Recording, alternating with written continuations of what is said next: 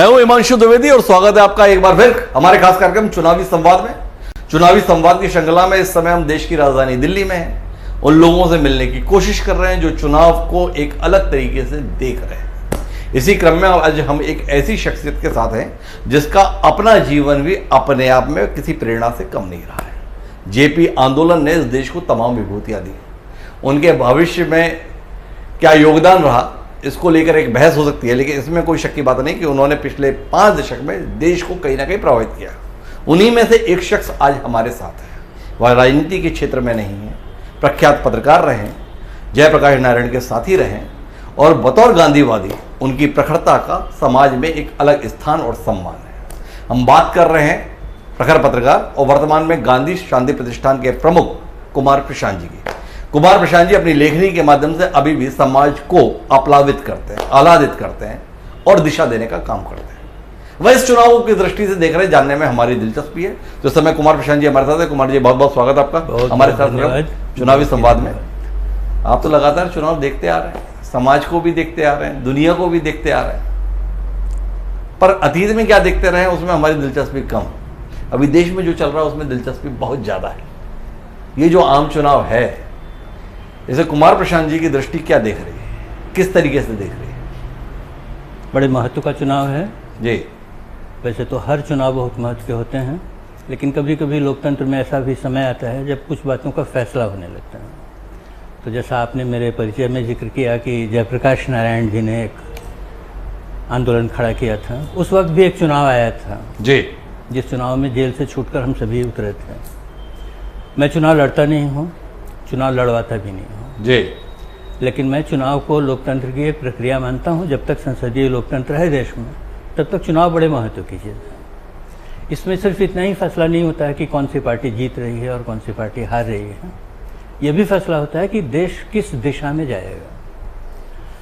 उस दृष्टि से जब अभी के चुनाव को मैं देखता हूँ तो मैं देख रहा हूँ कि जो शासन 2014 से चल रहा है वो देश को बहुत ही गलत दिशा में ले जा रहा है जी, या अगर मैं ऐसा कहूँ कि उसको दिशा ही नहीं मालूम है कि किधर जा रहा है, वो जी। एक हवा में उड़ रहा है। ये लोकतंत्र के लिए बहुत खतरनाक स्थिति है। लोकतंत्र में गलतियाँ होती हैं, गलत तत्व भी आ जाते हैं, उनसे लड़ना और उनको हटाना ये चुनाव की प्रक्रिया का परिणाम होना चाहिए। लेकिन जिसको दिशा ही नहीं मालूम हो और वो दूसरे तरह के अवधारणाएं खड़ी करके देश को दिशा देने की कोशिश करे, ये बहुत खतरनाक स्थिति। विरोधाभासी इस रूप में है कि तकरीबन 3 दशक के बाद देश ने एक राय होकर एक पार्टी को वो जनादेश दिया जिसमें स्पष्ट बहुमत की सरकार 2014 में अस्तित्व में आई। एक नेता के प्रति भरोसा जताया जिसका नाम नरेंद्र मोदी है, जिसके नेतृत्व में पार्टी को यह जीत मिली और 10 साल के कार्यकाल के आधार पर वो पार्टी और वो नेता देश को यह बताने की कोशिश कर रहा है कि सही मायनों में देश सही दिशा में हमारे आने के बाद जा रहा है और उस दिशा में जा रहा है कि हम वापस भी शुरू होने की दिशा में आगे बढ़ चुके हैं। देश का दुनिया में सम्मान बढ़ चुका है। दुनिया की तीसरी सबसे बड़ी आर्थिक ताकत तो इन्हीं 5 साल में होने की बात कही जा रही है और बात जो कही जा रही है वो 2047 तक की जा रही है।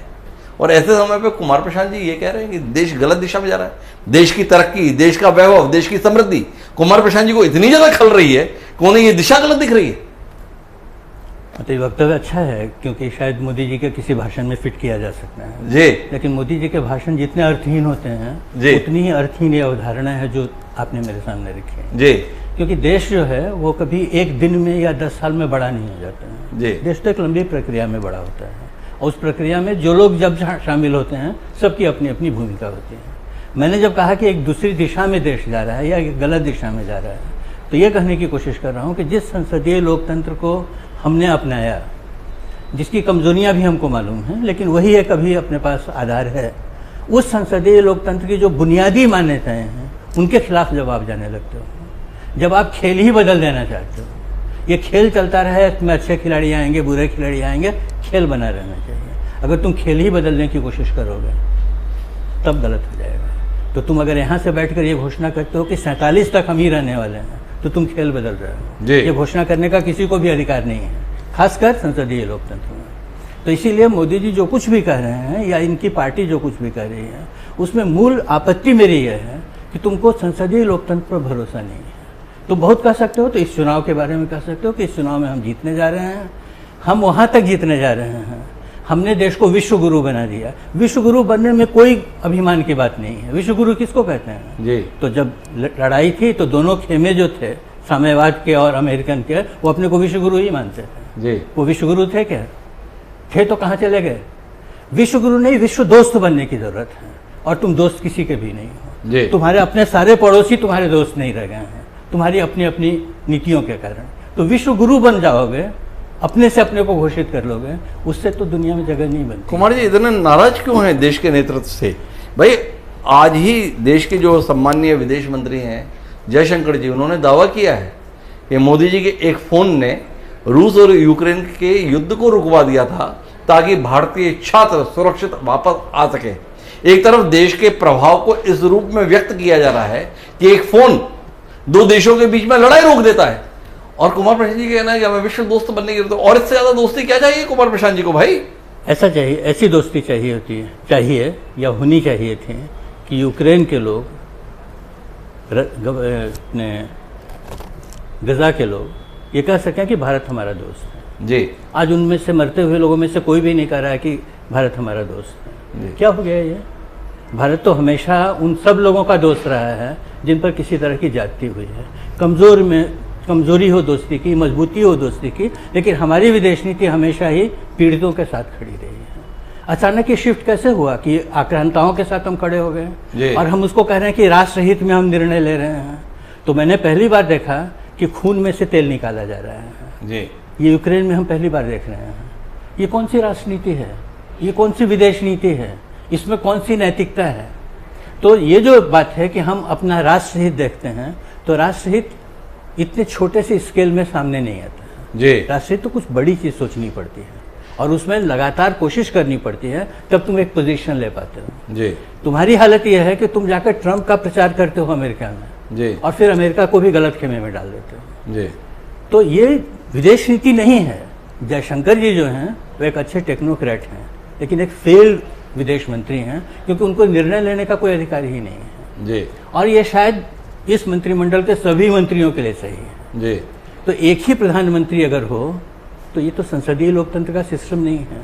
संसदीय लोकतंत्र का सिस्टम है कि कलेक्टिव रिस्पॉन्सिबिलिटी है, हर मंत्री अपनी अपनी तरह से काम करता है, उसको एक साफ दिशा निर्देश मिला हुआ है। यहाँ तो किसी को निर्देश ही नहीं है जी। तो इसको मैं अच्छा नहीं मानता हूँ। इसलिए मैं इस चुनाव को बहुत महत्व का मानता हूँ कि इसको देश को फिर से पटरी पर वापस लाना है जी। इस वापस लौटने में नरेंद्र मोदी जी वापस लौटें सुधर करके तो भी मुझको कोई दिक्कत नहीं है, और वो हट जाए और कोई दूसरा आए उसमें भी मुझको दिक्कत नहीं है। पटरी पर चलना पड़ेगा, ये बात सबको समझनी चाहिए जी। और पटरी छोड़ोगे तो 10 साल के बाद तुम्हारी इतनी बड़ी पोजीशन से तुम्हारी आज जो हालत हो रही है वो दूसरे की भी होगी।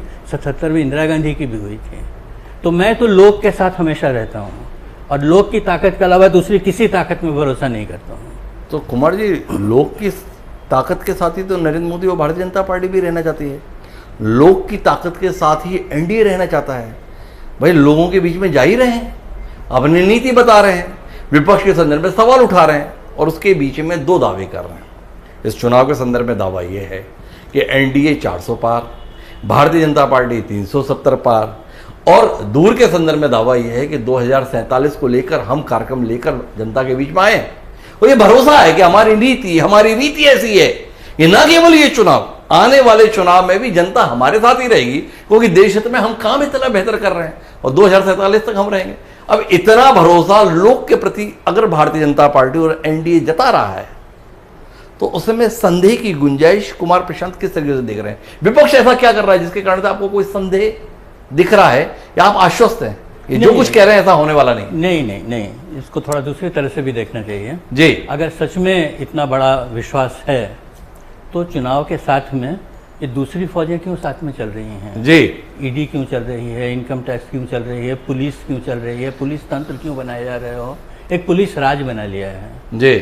पुलिस स्टेट जो है वो कभी भी डेमोक्रेसी का विकल्प नहीं हो सकती है। पुलिस को इतने सारे अधिकार क्यों मिले? जिसको चाहे वहीं से पकड़ लेती है, कोई पूछती नहीं है। लोकसभा में लोकसभा अध्यक्ष का पहला काम यह है कि अपने सदस्यों का संरक्षण करो। जी। लोकसभा बन गई है जो अपने सदस्यों के अधिकार छीनने का काम करने में लगी हुई है। और उसमें बड़ा गर्व अनुभव करती है। इतने लोगों को निकाल दिया, उतनों को सस्पेंड कर दिया। जितने सस्पेंड करते हो उतने तुम विफल साबित हो रहे हो जी। तो अपने साथ तुम कौन सी फौज लेकर चल रहे हो 2047 तक की योजना बनाने में, वो दिखाई दे रहा है। वो डेमोक्रेसी की फोर्स नहीं है जी।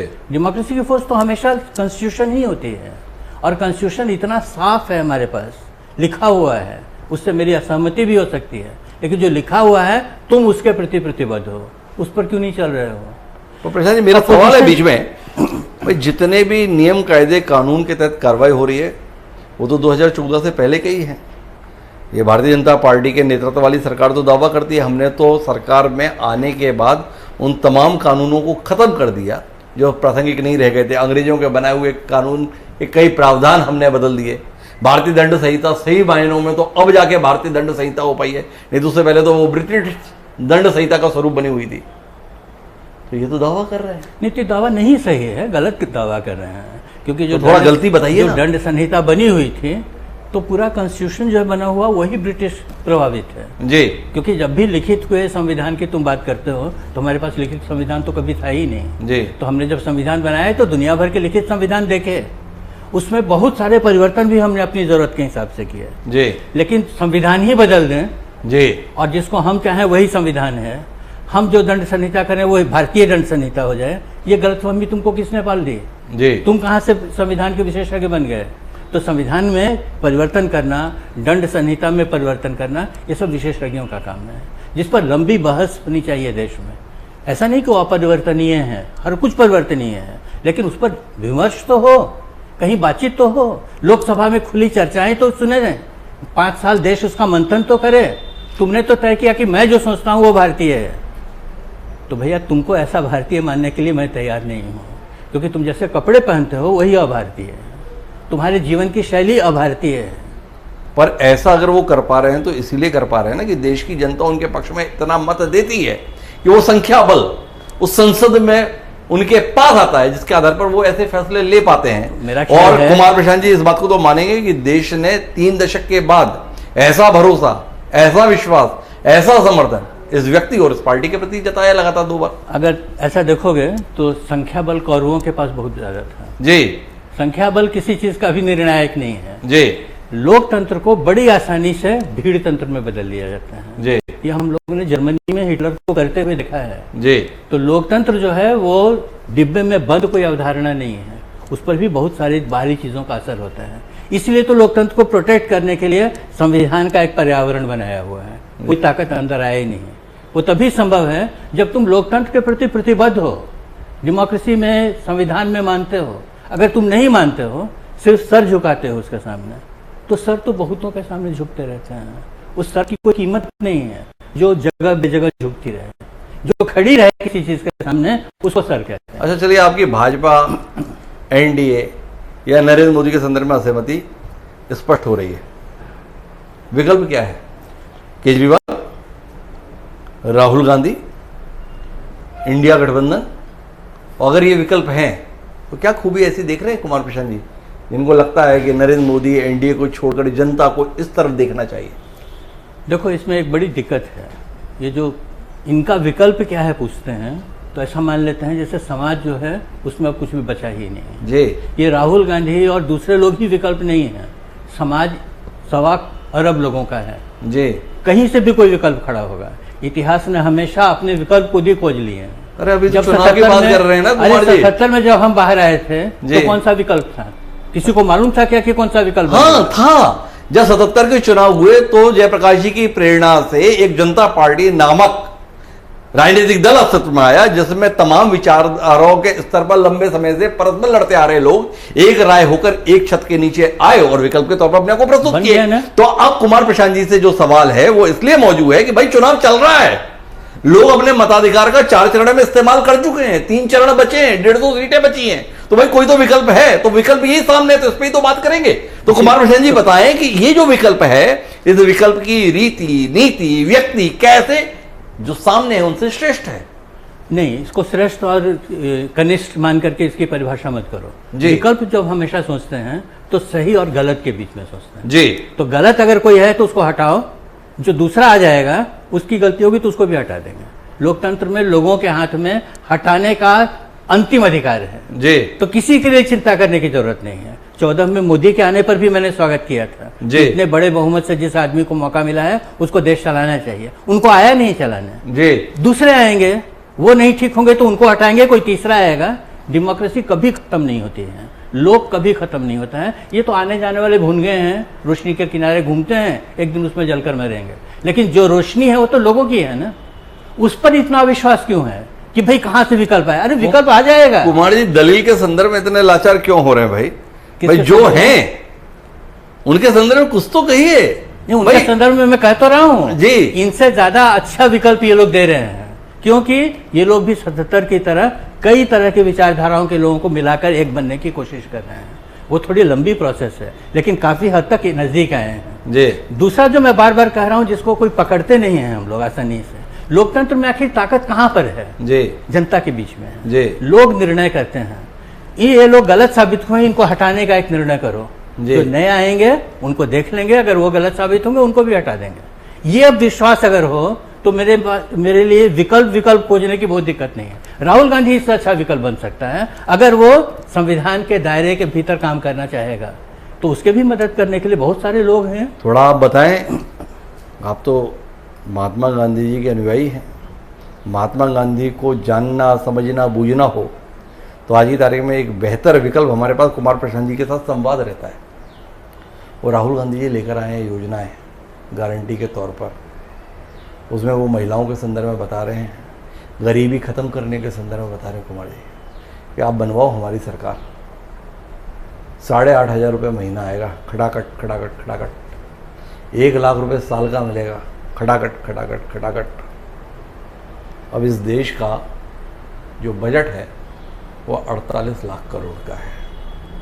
इस देश में महिलाओं की मौजूदगी अगर आधी आबादी के आधार पर देखें तो 70 करोड़ है। 1 लाख रुपए सालाना दिया जाना है तो 70 लाख करोड़ कुमार प्रशांत जी इस योजना के लिए चाहिए। उस देश में चाहिए जिस देश का कुल जमा बजट 48 लाख करोड़ का है। इसके बाद कुमार प्रशांत जी चाहते हैं कि देश विकल्प पे भरोसा करे, देश विकल्प पे विश्वास करे, राहुल गांधी जी में संभावनाएं देखे। तो थोड़ा कुमार प्रशांत जी हमें समझाएं कि जो महात्मा गांधी जैसा महान बुद्धिजीवी, जिसकी अर्थशास्त्र की समझ भी गजब की थी, जिसकी ग्राम स्वराज की अवधारणा आज भी किसी चुनौती से परे है, वो बताए कि इस योजना के संदर्भ में जो दृष्टि दे रहा है उस पर भरोसा देश कैसे करे। देखो, इसको इस तरह से भी हम लोग समझें कि देश ने, अगर आप ही के शब्दों को अगर मैं कहूँ तो देश ने बहुत बड़ा समर्थन और बहुत बड़ा भरोसा मोदी जी को दिया। मोदी जी ने क्या किया है? मोदी जी ने किया है सरकारी खजाने लुटाए हैं जी। इस तरह से लुटाए हैं कि बहुत सारी परियोजनाएं जन कल्याण की बंद कर दी गई हैं जी। और ये काम हो रहा है जी। इसको अगर देश स्वीकार कर सकता है तो राहुल गांधी को टेस्ट करने में क्या दिक्कत है जी। राहुल गांधी अपने घर से तो 70,000 करोड़ रुपया लाने वाला नहीं है, तो क्या करेगा वो? जब वहां पहुंचेगा तो उसको भी अकल आएगी कि ऐसे खैरात नहीं बंटते हैं जी। इसका कोई लॉजिक बनाना पड़ता है, और उसको लॉजिक बनाने का सिखाने के लिए बहुत सारे विशेषज्ञ हैं जो बताएंगे कि रास्ता क्या निकाला जाए। जिसको अभी अकल नहीं आई है उसको देश सौंप दे। हाँ, अगर तब अकल आ जाएगी। नहीं तो जिसकी अकल पर ही आपको अभी संदेह है, देश की जनता उस पर देश सौंप दे। नहीं, मैं उसकी अकल पर जरा भी संदेह नहीं कर रहा हूँ जी। मैं तो जिनकी अकल पर संदेह करने की जरूरत थी देश को कह रहा हूँ कि तुम गलत समझ गए थे, इसको अकल है ही नहीं जी। तो इनको भी कह रहा हूँ कि इनको भी जांचने की जरूरत है जी। ये अगर जांचेंगे, सही होंगे तो चलेंगे, नहीं तो इनको भी हटा देंगे। वो बहुत खतरनाक बात नहीं है जी। लोकतंत्र में परिवर्तन से कभी डरते नहीं है। जो डरते हैं वो हमेशा गंदे तालाब में बैठे रहते हैं। चलिए अपन व्यवहारिक बात पर आते हैं। अपन ने सिद्धांत को लेकर काफी बात कर ली, नीति को लेकर बात कर ली, पर आपकी तो एक पत्रकारिता दृष्टि रहती है। जमीन पर तैयारी कैसी दिख रही है? भाजपा जिस तरीके से चुनाव लड़ रही है, उसके चुनाव लड़ने के तरीके को आप देखते, जानते, समझते, बूझते हैं, और उसके मुकाबले में विपक्ष जैसे लड़ रहा है, इस पर कोई दृष्टि है आपकी? हाँ, मैं कह रहा हूँ दोनों कार्बन कॉपी हैं एक दूसरे के जी। दोनों लड़ने के एक ही हथियार जानते हैं, जिसको क्या कहते हो, वाकजाल खड़ा करना जी। दोनों वाकजाल खड़ा कर रहे हैं। हमारे लोकतंत्र की जो सबसे बड़ी कमी रह गई है वो ये रह गई है कि अभी तक चुनाव को हमने लोक शिक्षण का आधार नहीं बनाया है। शायद एक 77 का ही चुनाव था जब हमने लोकतंत्र और तानाशाही का शिक्षण जनता के बीच में किया, उसके अलावा हुआ नहीं। ये सिर्फ डिमागोगी है जी। दोनों एक ही हथियार का इस्तेमाल कर रहे हैं। कौन बड़ा डेमोगॉग है, शायद इसका फैसला इसमें हो जाए। वो तो लोकतंत्र के लिए कोई भले की बात नहीं है, लेकिन आप जिस दौर से गुजर रहे हो, ये दौर जादू से बदल तो नहीं जाएगा ना जी। इसी में से तुमको अच्छे बुरे का फर्क करना पड़ता है, और उस फर्क में से जो चीज़ सामने आएगी उसको कसौटी पर कसना पड़ता है। तो इसीलिए जरा भी सैद्धांतिक बात नहीं, एकदम प्रैक्टिकल बात है ये जी। कि जो गलत कर रहा है उसको हटना चाहिए, जो नए आएंगे उनको मौका मिलना चाहिए। अगर वो गलत करेंगे तो वो भी इतनी ही आसानी से हटा दिए जाएंगे जितनी आसानी से ये हटाए जा रहे हैं। चलिए 77 और 2024 की बात करते हैं। 1977 की इंदिरा गांधी ज़्यादा खतरनाक थी या 2024 के नरेंद्र मोदी आपको ज़्यादा खतरनाक दिख रहे हैं? नरेंद्र मोदी कई गुना ज़्यादा खतरनाक है जी। क्योंकि इंदिरा गांधी ने जो मूर्खता की, जो गड़बड़ी की, वो व्यक्तिगत सत्ता के लोभ की गलती थी, एक आदमी की आकांक्षा की गलती थी। जी नरेंद्र मोदी जो कर रहे हैं वो एक दर्शन है, जी जिस दर्शन को से सदियों से मानवता लड़ती आ रही है। जी ये जातीय श्रेष्ठता का सिद्धांत है जी जिसका नरेंद्र मोदी अलग तरह से प्रस्तुतिकरण कर रहे हैं। जी। इसके पीछे आरएसएस खड़ी है जो हमेशा से जातीय स्वतंत्र श्रेष्ठता के सिद्धांत को मानती है। जी यही लोग हैं जिन लोगों ने आज़ादी की लड़ाई का हमेशा विरोध किया, जी क्योंकि गांधी जी ने आज़ादी की लड़ाई में जातीय श्रेष्ठता के सिद्धांत को खत्म कर दिया। जी और इसीलिए इन लोगों ने गांधी जी को गोली मारी, और किसी कारण से नहीं, सिर्फ इस कारण से गोली मारी कि ये सिद्धांत ही खत्म कर देगा ये आदमी, और ये रोका नहीं जा पा रहा है, तो इसको खत्म कर देना चाहिए। इसीलिए नरेंद्र मोदी बहुत खतरनाक है, क्योंकि वो एक दर्शन का सहारा लेकर आ रहे हैं, वो व्यक्तिगत सत्ता के लिए। मेरा सवाल अब इससे जुड़ा हुआ है जी। आप इंदिरा गांधी से कई गुना खतरनाक नरेंद्र मोदी को बता रहे हैं। एक इंदिरा गांधी थी, उनके खिलाफ विपक्ष जैसा एकजुट हुआ था, एक सूत्र में बंधा था और मैदान में उतरा था जन समर्थन पाने के लिए। जब कई गुना खतरनाक आपको नरेंद्र मोदी दिखाई देते हैं, तो विपक्षी एकता 1977 के मुकाबले किस तरीके की दिखती है? क्या उतनी संगठित है? क्या वैसा एका है? क्या देश के प्रति वैसी चिंताएं हैं, या आपसी स्वार्थ में डूबे हुए लोग जैसे तैसे एक साथ दिखने की कोशिश कर रहे हैं? प्रशांत जी की दृष्टि। देखो, जब भी चीज़ों को हम इकट्ठा करने की कोशिश करते हैं ना, नरेंद्र मोदी को जो समर्थन 14 में मिला, उनके पीछे कितने लोग इकट्ठे हुए थे? इसको भूल सकते हैं क्या? या आज कितने लोग दूसरी पार्टियां छोड़ करके उनके यहाँ जा रहे हैं? वो सब किसी जन कल्याण के लिए नहीं जा रहे हैं, शुद्ध सत्ता के स्वार्थ के लिए जा रहे हैं। डरे हुए करप्ट लोग हैं जो उनके पास जाकर खड़े हो रहे हैं, और जितने लोग खड़े हैं उनको ईमानदारी का सर्टिफिकेट वो बांट रहे हैं। तो इसीलिए इस बात में बहुत आश्चर्य करने की ज़रूरत ही नहीं है। 77 में तो इससे भी कम मौका मिला था इकट्ठा होने का। हम जेल से छूट कर आए, चुनाव घोषित हो गए थे, और उस दिन से कोशिश हुई कि इनको बांधा जाए, एक जगह किया जाए। उस कहानी को भी छोड़ देता हूँ, कितने रास्तों से वो गुजरा और कितने कम समय में वो एक्सपेरिमेंट करना पड़ा, इसीलिए वो टिका भी बहुत कम समय तक। उससे तो ज़्यादा समझदारी से अभी चलने की प्रोसेस हो रही है। और मैं बार बार कह रहा हूँ कि मैं इस प्रोसेस को कोई बहुत बड़ा सर्टिफिकेट नहीं दे रहा हूँ, मैं सिर्फ ये देख रहा हूँ कि अगर इस ताकत से एक गलत चीज़ को हटाया जा सकता हो तो हटाना चाहिए, और इनको मौका मिलना चाहिए सही साबित होने के लिए या गलत साबित होकर हटने के लिए। इससे ज़्यादा इसमें कुछ रखा नहीं है। कुमार प्रशांत जी को बड़ा बनाने ऐसा नहीं लगता है, दरअसल इस समय जयप्रकाश जी की कमी खल रही है? एक जयप्रकाश दरकार था, शायद विपक्ष को वो जयप्रकाश नहीं मिले। नहीं, इतिहास तो कभी ऐसा करता नहीं है ना। इतिहास बना कर मॉडल नहीं देता है, मॉडल तुमको बनाने पड़ते हैं जी। तो जयप्रकाश नारायण कोई हो जाए ऐसा सोचने से नहीं होगा, करने की प्रोसेस है। तो करने की प्रोसेस में से कुछ बन जाएगा, कोई जयप्रकाश नारायण खड़ा होगा। महात्मा गांधी अब नहीं आ सकते हैं, इसका मतलब नहीं कि सत्य अहिंसा का दर्शन खत्म हो। कुमार प्रशांत जी की बातों से ऐसा लगता है कि 2024 को लेकर बहुत उम्मीद नहीं, 2029 तक कुछ खड़ा हो जाएगा। नहीं, मैं तो 24 से बहुत उम्मीद रखा हुआ हूँ। अरे भाई, तो कुल मिला के 3 चरण बचे हैं, 150 सीटों का चुनाव बचा है, इसीलिए। और अगर अभी भी रिक्तता है, नहीं रिक्तता नहीं है जी। राजनीति में जैसे आज जनता पार्टी, भारतीय जनता पार्टी सबसे ज्यादा कंफ्यूज है, क्योंकि वो लगातार अपने आंकड़े बदलती जा रही है जी। 400 से शुरू करके अब कुछ कह नहीं पा रही है जी। और ये लोग जो हैं, ये लोग अपने आंकड़े बढ़ाते जा रहे हैं जी। मैं दोनों आंकड़ों की बात सुन लेता हूँ जी। न तो 400 पार लोकतंत्र के लिए अच्छा था, और न इन लोगों के आंकड़े जिस तरह गिन रहे हैं वो लोकतंत्र के लिए अच्छा है। लोकतंत्र के लिए अच्छा है कि एक नई ताकत को जनता उभार कर सामने लाए, उसको जांचे, और वो गलती करे तो जाए। देखिए ऐसा है कुमार जी, अब अपन आखिरी बिंदु पर आते हैं। अभी तक जो बातचीत हुई ना, उसमें अधिकांशतः एक विचारक हावी रहा। अब जो आखिरी सवाल है वो एक पत्रकार से है। कुल मिलाकर 4 जून 2024 का आंकड़ा क्या आकलन कर पा रहा है कुमार प्रशांत जी का पत्रकारिता में? एक शब्द में कहूँ तो हवा बहुत बदली है जी लेकिन इतनी नहीं बदली है कि बदल जाए। जी इसीलिए मैं जो देख रहा हूँ कि 4 जून को जो फैसला आएगा उसमें जोड़ तोड़ करके ये सरकार वापस लौटेगी और बहुत कमज़ोर बहुमत से लौटेगी, इसीलिए बहुत काबू में रहेगी शायद, और विपक्ष पहले से ज़्यादा मजबूत और संगठित होगा और योग्य होगा तो इनको काबू में रखेगा। ये दोनों आशा के साथ मैं 4 तारीख को देख रहा हूँ। लेकिन मैं जैसा कह रहा हूँ कि मैं इसको आदि अंत वाली लड़ाई नहीं मानता हूँ। मेरे लिए आदि अंत कहीं और है।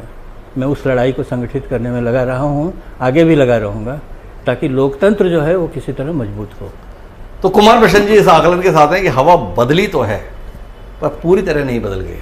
जो सत्ता में हैं वो सत्ता में शायद बने रह जाएंगे, पर उस मजबूती के साथ नहीं जिस मजबूती के साथ अतीत में थे या भविष्य को लेकर दावा कर रहे हैं। विपक्ष के संदर्भ में उनकी उम्मीद है विपक्ष पहले से बेहतर और मजबूत स्थिति में देश के सम्मुख दिखेगा। उनका मानना है कि ये चुनाव कोई अंत नहीं है, लंबी यात्रा देश को तय करनी है, पर इतना उम्मीद वो जरूर कर रहे हैं कि इस चुनाव के साथ देश में लोकतंत्र और मजबूती के साथ उभर कर सामने आएगा। तो प्रशांत जी आपका बहुत बहुत धन्यवाद हमारे साथ इस चुनावी संवाद का हिस्सा बनने के लिए। एक अलग दृष्टिकोण, एक अलग दृष्टि जाने माने गांधीवादी कुमार प्रशांत जी की जो हमारे साथ बातचीत में उभर कर सामने आएगा। तो दोस्तों आज के इस कार्यक्रम में इतना ही। जल्द फिर मिलेंगे किसी नई शख्सियत से। मुझे दी इजाजत।